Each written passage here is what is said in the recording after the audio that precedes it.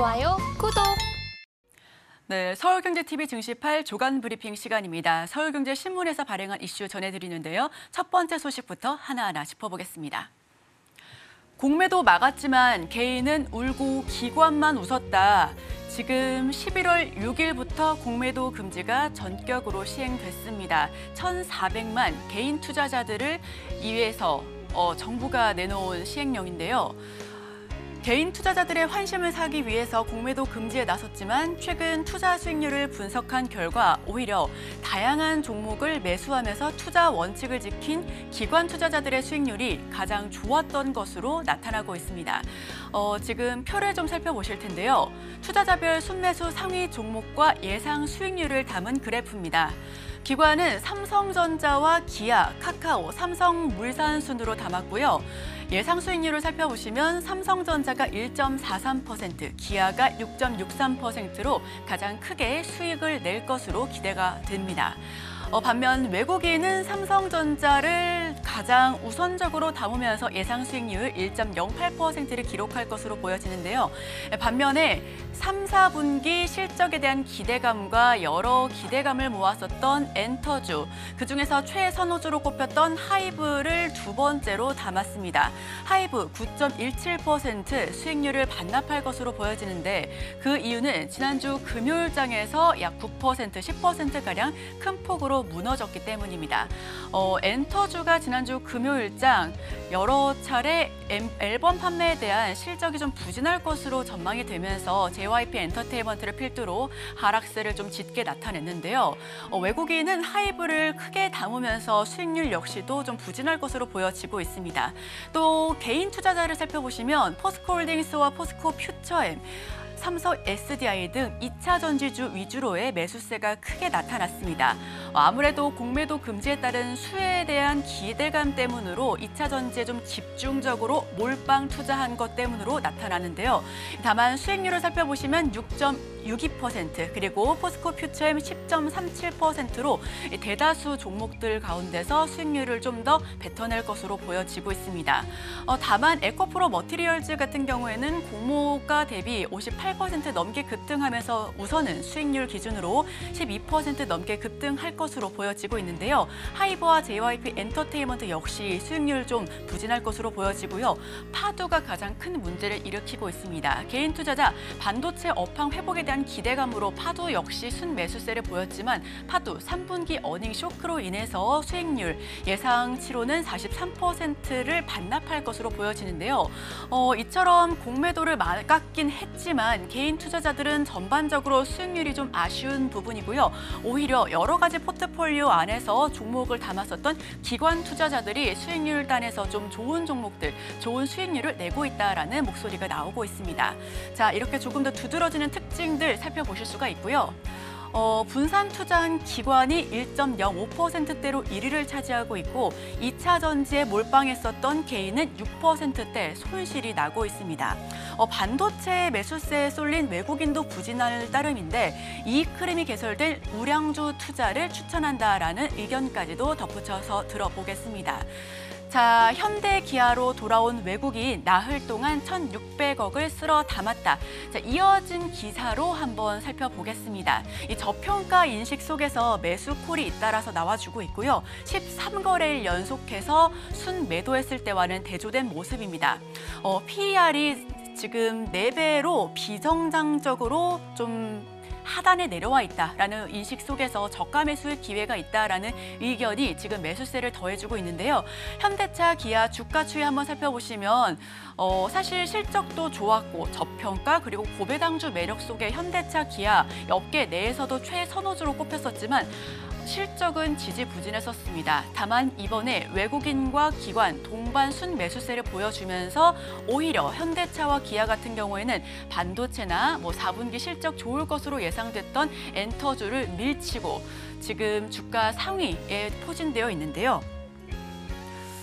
지금 보시면 현대차는 지난주 금요일 기준으로 0.22% 소폭 내림세를 보여주면서 18만 4,400, 그리고 기아는 8만 5,200선에서 종가를 형성했습니다. 전반적으로 주가 추이가 나쁘지 않았다라는 의견인데 지금 빛나는 코너링 실적이라고 자동차 산업을 교보증권에서 분석한 리포트를 가지고 왔습니다.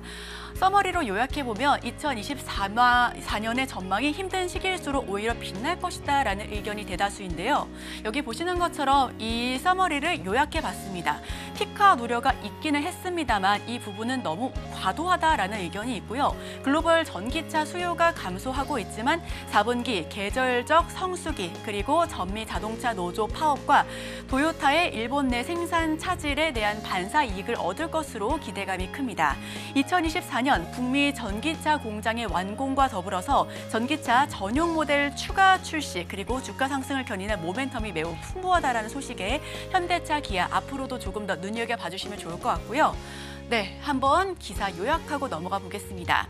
저평가 인식의 매수콜 잇따라서 보여지고 있습니다. 13거래일 연속해서 순매도할 때와는 굉장히 대조적인 모습이고요. 현대차는 PER 기준 4.4배, 기아는 PER 4.6배로 비정상적으로 저평가되어 있다라는 국면 속에서 지금 많은 증권업계에서는 현대차, 기아 지금 연말로 갈수록 더욱더 주목해보면 좋겠다라는 의견까지도 덧붙여서 이야기를 보여주고 있습니다. 네, 감산효가 탄력받은 반도체 구형 메모리 일제히 반등. 이번에는 반도체 소식을 전해보겠습니다. 3분기, 이르면 4분기부터 반도체 업황 회복에 대한 기대감이 굉장히 컸었죠. 다만 SK하이닉스와 삼성전자 이번에 엔비디아 실적 발표를 조금 더 주목해봐야 할 것 같은데요. 내년 상반기까지 가격 상승을 전망하고 있는 지금 디램 시장. 재고 소진한 고객사 역시 주문을 재개할 것으로 보여지고요. 삼성전자와 SK하이닉스 등 흑자 전환을 기대하고 있습니다. 삼성전자 같은 경우는 내년 2분기, SK하이닉스는 이르면 올해 4분기부터 흑자 전환에 성공할 것으로 보여지고 있습니다. 우선 3분기 SK하이닉스의 실적을 보면 낸드 플래시 부분은 여전히 부진한 감이 있지만 디램 측에서는 흑자 전환에 성공했기 때문에 이번 반도체 업황에 대한 기대감이 점점 더 커져가고 있는데요. 이 DDR4 가격 전망치를 살펴보시면 2023년 4분기보다는 2024년 2분기에 더 껑충 뛸 것으로 보여지고 있습니다. 실제 범용 제품으로 분류되는 PC용 DDR4 역시 디램의 4분기 가격 전망치는 1.4달러에서 1.42달러 순으로 올랐는데요. 내년에는 조금 더 좋아질 것으로 전망을 하고 있습니다. 현대차, 기아에 이어서 반도체 역시 앞으로 계속해서 좀 살펴보셔야 할 이 포트폴리오 안에는 구성이 되어야 할 그런 부분인 것 같은데요. 이번에도 하나증권의 리포트를 좀 살펴보시면 메모리 반도체 매출액 증가세로 전환했다라는 그런 서머리 속에 2023년 디램 가격 반등 및 전년 대비 수요 정상화로 인해서 메모리 반도체의 매출액이 전년 대비해서 증가로 전환할 것이다라는 희소식을 전해왔습니다. 여기서 하나머티리얼즈와 RFHIC 등 이 업황 회복이 기대가 되는 기술주 쪽으로도 좀 더 주목해볼 필요가 있다라는 의견을 내놓았는데요. 엔비디아로 인해서 우리는 후공정 쪽에 많은 집중 투자를 이뤘었는데 이번에는 이 다양한 기술주 쪽으로도 특히나 이 실적 기대감이 조금 더 덧붙여서 보여지는 기술주 살펴보면 좋겠다라는 증권사 의견이 이어지고 있습니다. 이번 주 추천주 살펴보시면 증권사마다 조금 다르긴 하지만 하나머티리얼즈와 RFHIC 등 이 업황 회복이 되는 기술주가 조금 더 주목해보면 좋겠다라는 의견이 나와주고 있는데요. 지금 보시면 업황 반전에 대한 기대감으로 하나머티리얼즈와 RFHIC를 추천했고요. 메모리 반도체 수요 회복에 대한 기대 그리고 수혜가 집중될 수 있다는 기대감 모두 나오고 있습니다. 이 부분까지 함께 참고해 주셔서 투자 판단에 참고해 주시면 좋겠습니다. 네, 한번 요약하고 넘어가야죠. 내년 상반기까지 가격 상승이 전망되고 있습니다. 재고를 소진한 고객사들도 주문을 재개하고 있고 삼성전자, SK하이닉스 등 흑자 전환을 기대하고 있으니까요. 반도체 업황 회복에 대한 기술주 역시도 함께 주목해 보시면 좋겠습니다. 네, 마지막 이슈입니다. 마골은 유전자 가위 시대 난치병 극복 앞당긴다로 소식 마지막으로 전해드릴 텐데 영국에서 카스겁이 세계 첫 승인을 받았고 유전자를 편집해 DNA 서열을 교정하는 유전자 가위 치료제 지금 다시금 화두로 자리 잡고 있습니다. 지난주 금요일장 유전자 치료제의 분석 테마는 일제히 상승세를 기록하고 또 툴젠이 가격 상승을 앞다퉈서 견인했는데요. 툴젠은 가격 제한폭까지 오르기도 했고요. 마이크로젠도 상한가, 제넥신 역시 13% 넘게 뛰면서 주가 상승을 함께 견인했습니다. 진원생명과학 12%, 그리고 고바이오랩 11%, 녹십자 역시 8%대의 강한 급등세를 보여주면서 유전자 테마 일제히 상승세를 기록했었던 굉장히 기분 좋은 반도체에 이어서 제약바이오 역시도 이 뒷심을 활용할 수 있었던 그런 날이었는데 유전자 가위 이미지로 한번 가지고 왔습니다. 실제로 이 가위를 이용하는 건 아니고요. 유전자를 재배치하는 그런 원리인데 크리스퍼 유전자 가위는 3세대 유전자 편집 기술로 질병을 유발하는 DNA를 자르고 붙이는 방식으로 유전체를 교정합니다. 앞으로 최근 이야기가 나왔었던 중입자 치료로 인해서 다른 장기 손상 없이 암을 치료할 수가 있고 탈모 치료제 등 다양한 치료제가 개발되고 있습니다. 이와 관련해서 저희 역시도 제약바이오 측에서 어떤 소식들이 앞다퉈서 이야기가 나올지 계속해서 주목해 볼 테니까요. 우리 시청자 여러분들께서도 함께 살펴보시면 좋겠습니다.